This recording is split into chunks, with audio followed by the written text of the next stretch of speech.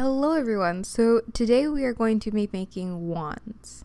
So what you're going to need is you're going to need a hot glue gun, some beads, chopsticks, some paint, and a paintbrush.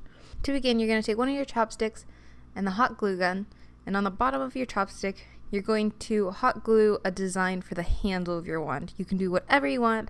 I decided to do a little spiral pattern. The beads are to use as some decoration on your wand. And so I use some beads on the top of the handle and on the bottom of the handle.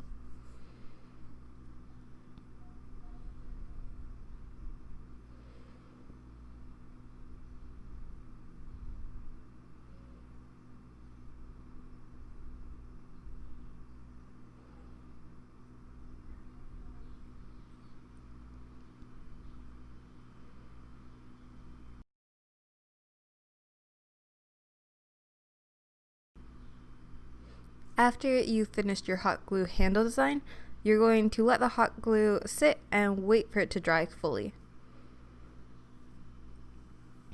Once it's fully dry, you are going to take some paint and paint your whole wand.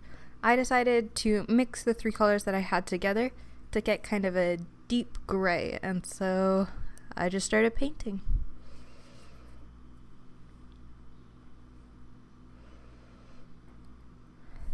Be warned now, just because you're gonna have to paint both sides of the wand, and so your fingers are very likely to get messy because you're gonna have to hold some of the wet paint.